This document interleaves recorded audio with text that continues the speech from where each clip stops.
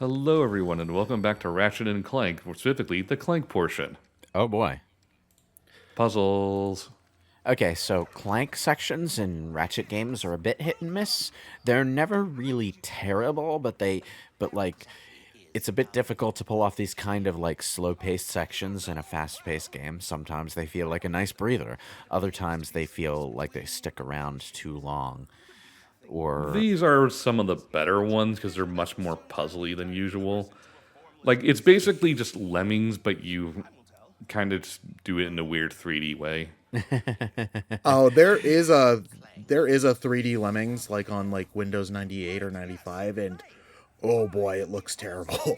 So, um basically, the gimmick is you get a lot of little things that you can plug into little slots on the ground. So, like, the little ghost Clanks there will speed up, or they'll jump into the air, or do other things like that. so this guy, his name is Gary. Yes, Gary the Monk. Gary the Monk. Calling someone Gary just instantly makes them funnier. That's like half a step away from Jim the Knight. Okay, so Or like it's just like the like robot overlord Steve.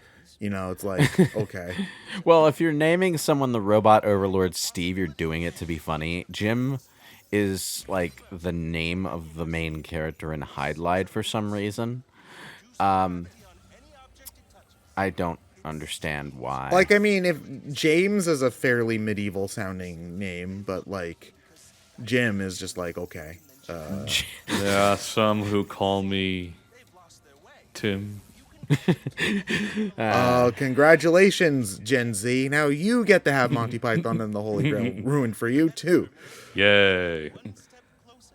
Which that line in that movie is a flub. Oh, what? He But didn't remember his name? the joke was that it was going to be an overly long, complicated, medieval sounding name that just never ends. But John Cleese obviously would forget such a long thing because that's the joke. It's super long and hard to remember. So he just kind of paused and looked to the side, not sure what to say, and then just went with Tim. And then they just liked that. Yeah, they just liked it better. Well, sometimes the best comedy is random off the cuff stuff, you know? That's like, I think the famous example is Bill Murray in Ghostbusters. Reportedly, never read the script. I'm sure that he did read some of the script and just didn't care, which I personally think is even funnier. So I know that in like the earlier games, like these Clank sections were more of like you're stripped down from your original abilities, kind of deal. So you could mostly just like walk around and jump and melee, and that's it. Yeah. Generally speaking, in the first game and the second game, Clank would have to go on his own in environments that Ratchet couldn't go. Like you would land on a poison planet and you don't have the O2 mask yet, so Ratchet has to stay on the ship. Or you're going out into the vacuum of space and walking around on the outside of a spaceship. Ratchet can't go out there, so Clank has to do it. So generally speaking, they're just short little semi-puzzle like explory sequences, you know? And in Ratchet 1, they were more tonal pieces than anything because there wasn't that much of a puzzle element. You could get these little robots that would follow you around and do things for you, but that was about it. Pretty simple stuff. But, it was pretty nifty walking around on the outside of a spaceship with this chill music playing, or walking out on your own as little Clank on this poison planet with all these vicious monsters and stuff. It got tense, man. But you know, it's it's neat. Jak and Daxter try doing the same thing with Daxter. There was a lot of crossover between Jak and Daxter and Ratchet because they worked like literally across the street from each other, so they exchanged They were notes. constantly sharing ideas. Yeah, and there's even like this little Easter egg in Jak 2 where you go to a shooting range and there's like Ratchet and Clank characters in there. But like Jak 2 definitely tried to bring in some Ratchet influence and didn't always succeed. One of the things it didn't succeed at was the Daxter only sections, because they were the blandest, most basic platforming sections ever, and they didn't even really nail the narrative tonal side of things. So they just kind of existed. Did either of you guys play the Clank only game? That's what I was about to bring out. I think Daxter got his own game before the Clank game, but I'm not sure.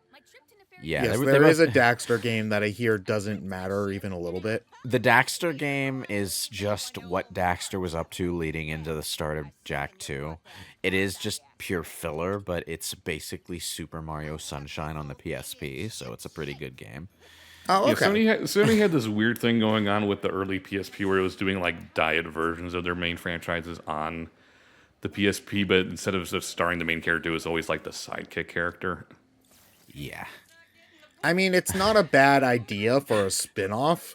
I just think that as a selling, like for their new, that's Yeah. probably. The Clank game is called Secret Agent Clank, and it's basically based on the movie role that Clank was in as a joke in Ratchet 3. So, little Clank in his James Bond tuxedo. Yeah, and I think the story revolves around like Ratchet getting like framed for a crime or something, Ah. if I remember correctly. And it's funny because I think the cutscenes are like directed in a way where it's like it's very clear James Arnold Taylor's like trying to be like an angsty evil Ratchet, and it's like it's clear he's really bad at it. On that note, James Arnold Taylor, the current voice for Ratchet, and the voice for Ratchet ever since Ratchet 2. If ever there was proof that directing is as important as the acting in voice Oh acting. yes, because he's also famously the voice for Titus in Final Fantasy X. He's also Obi-Wan Kenobi in a lot of cartoons. Yeah. Oh, cool. Yeah, he's the Clone Wars one, isn't he? Yes. So James Arnold Taylor for Ratchet is doing pretty much exactly the same voice as he does for Tidus. The only difference is that the directing is better, and he's not burdened by needing to match his voice to something that was animated in another language. So he just generally sounds a lot more natural doing the voice. I remember that when the movie came out, people were really upset because he does voice Ratchet in the movie. Yeah. But like if you look at the poster for the movie, Oh, yeah, it's, top billing went to, like- top billing goes to Paul Giamatti, John Goodman, Bella Thorne, Rosario Dawson. James Arnold Taylor is like fourth billed, and he plays the main character. Yeah, they got a lot of like celebrity voices to do, like Drax or Drek, whatever his name is, the chairman of the company. They got, Paul Giamatti, I think, was doing the main villain from Ratchet 1, who was a serious, deep-voiced evil character in the original game and is now a zany comedy character. I mean, I guess that I think they skewed way too young for the movie. They did. Like Ratchet and Jak especially definitely skewed towards kids closer to 10 and 12 as opposed to like a lot of people assume that like games like, you know, Mario and stuff are for kids like 6 to 8. Like they're not obviously, but you know, like the target demographic for these PlayStation games were definitely a bit older. I like that moment right there. You have what is with the rupees? Why rupees? I don't know, but I think they're cool. Because it's just a thing you can do as part of the Golden Bolt unlockables. Oh, okay. Honestly, I think it's cooler to have a bunch of money coming towards you. It's clearer that you're picking it up. I forget, was David Kaye the voice of Clank in the movie? I think so. Is he the voice of Clank in general? Yes. But I bring it up only because it's a funny thing to bring up because he's also His voice for Clank is absurdly different than another role that I mostly know him for, was Sashomaru and Inuyasha, which are completely different characters. I so wanted to it's really mention, funny. but I skated past it when I noticed the rupees. I liked that moment with the portal where you had the choice to snipe the enemy from a distance, but you instead just zapped right next to them and shotgunned them in the face immediately. That was that. Like, I hope there's more of that in this game where the portals actually factor into combat in an active way. They do. Oh, Yeah, excellent. yeah. David Kay is the voice of Clank throughout the series. Yeah, He's also pretty much the same. Megatron in 5 different Transformers series. Oh, He is. nice. He is also. If you ever play Psychonauts, he is the old camp counselor who has like a really gravelly voice and stuff. It's really funny. Like Yeah. the dude has range. It's just really funny to go from like, oh, he's playing all these wacky cartoon characters, and then suddenly it's like, oh yeah, he was also Sashomaru and Inuyasha, who has like no emotion whatsoever. Yeah. Yeah, he's got a lot of credits. I wanted to say in response to they skewed too young for the Ratchet movie thing. That was a major part of the problem with the Ratchet remake game, was Ratchet's characterization, because like Ratchet from Ratchet 1 onward was this kind of like edgy character who started out pretty goddamn selfish. Gung-ho, selfish, had an attitude, that kind of character, you know. I said it was Yeah, early 2000s. he wanted to be a hero because it would be like fame and fortune and make him all popular and stuff. No, he didn't want to be a hero. Even in Ratchet 1, he just wanted to get off the planet, and he decided to tag along. I'm probably thinking of 2 more than anything. In 2, he already was a hero, and he let it go to his head because he'd saved the Well, universe. that's what I meant. Well, that's what I meant because it's like he wants to be like, cause it's like, oh, he's cool and confident and Yeah. popular and stuff. So. And in Ratchet 1, he just wanted to mess around. You know, Clank was trying to save the universe from Drek, and Ratchet, you know, cared more about meeting Skid McMarks or going to the beach planet or, you know, just doing whatever cool thing happened to cross his path. And then, like, when Quark got on his bad side, his motivation became, I'm gonna keep doing this because I wanna swing my wrench at Quark's stupid face, you know. That's the kind of character that Ratchet was, and in the movie, and by extension in the remake game, he's the blandest. I want to be a hero, starry-eyed, goody two-shoes hero that you could ever imagine. Like, and it's so weird because he's doing the same voice, but like, just because of the lines he says, it sounds so different. So like, yeah, they were skewing too young, is basically what I was saying. Like, we can't have an edgy, morally dubious hero for a character in a kids movie or something. I mean, and obviously you can have movies for kids that young with morally dubious and selfish characters as the heroes that learn to be less of a dick. Like, that's obviously fine. It's just, of course, the Hollywood perception is, oh, we can't sell this movie to kids that are like 10 to 12 because they'll want to watch grown up quotation marks movies. So since it's animated, we need to quotation marks dumb it down for younger kids, which is like, no, you're working against the strength of the writing and type of humor if you try to make it like, I mean, some of the humor in Ratchet and Clank, from what you can tell, is somewhat juvenile, but like, it doesn't work if it's not. It doesn't work if you're not, at least to some extent, trying to appeal to the 12-year-old. He said asteroids. That's like ass. No. One of the earliest jokes in Ratchet 1 is they see the plumber for the first time, and he's like bent over repairing something, so his butt is sticking out. And the first thing Ratchet says, he turns to Clank and says, "Hey, look, plumber's crack." And then the plumber's like, "What did you say?" And he says, "Oh, look." I said, "Oh, look, the plumber's back." So yeah, juvenile humor, definitely. Yeah. And then the best part ever is that you find out that he's God later. The plumber's god? What? Was it that plumber or the different one? I can't remember exactly who you ran into. What? This is obviously meta-narrative in that Insomniac believes that they'll never be able to top Mario. Well, I mean, The plumber keeps popping up in every game. It's kind of a running joke in the series that he just shows up in weird locations. Who is Clank working for again? Is like the metaphysical way again? I don't know.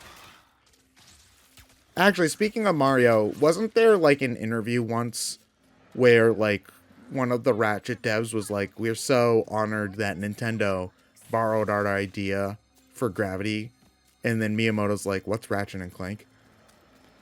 Or am I making that up? I think that happened. It's like, now that I figured out that the famous Miyamoto, a game delayed is better than a game, whatever. It's fake. That quote's fake. The world is a lie.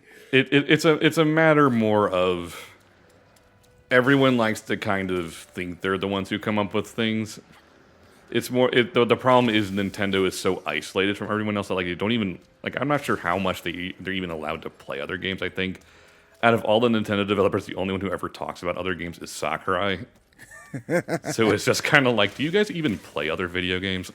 Well, a lot of the Nintendo devs famously don't play a lot of video games too. Like Miyamoto doesn't play games at all in his free time. That's partially more of an age thing, but it's like the Splatoon devs had to have played other games, right? I mean, a lot of older game developers got into game development not for a love of video games, but because it was a medium through which they could express their love of something else.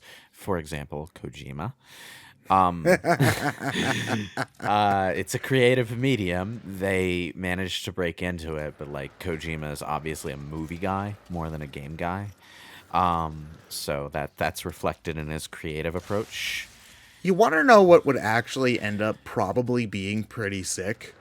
Is if they made like a Metal Gear Solid, well, maybe not Metal Gear Solid because then they would have to have Konami in charge of it, but like if they got Hideo Kojima to do like some sort of Netflix miniseries streaming thing.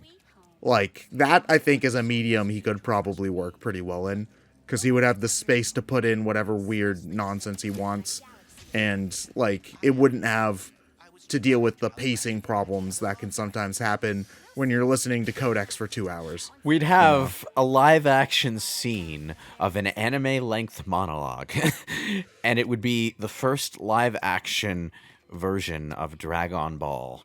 So, I can see it. This is a very Crash Bandicoot section. Yeah, I was about to say, this is like definitely a bounce on the Nitro Crate platforming section. If you touch the crates, do they blow up, or do you have to shoot them? They're TNT crates. Yeah, the only difference between these and Crash Bandicoot TNT crates is that you don't bounce when you land on them, but they do count down and then blow up, so you have to be fast. Yeah, we got a new armor piece. So are these sections optional when you go into Yes. the... Okay. They're purely for cosmetics and armor pieces and stuff. Later, Well, that's still really cool, though. Later Ratchet games did start adding these kind of optional, like, platforming side areas. Like, I know that the future game that introduced the skating hover boots had all kinds of little planets that you could land on in the spaceship overworld, where you did these obviously budget thrown together but really fun hover skate race course platforming challenges. And that was cool. I like how this game literally just does Super Mario Sunshine, though, where you go through a portal and you're in this nonsense space with platforming challenges in it. They should just have whichever Lombax you're controlling, like, come in and swipe Clank off the back and then, like, wave away and then disappear.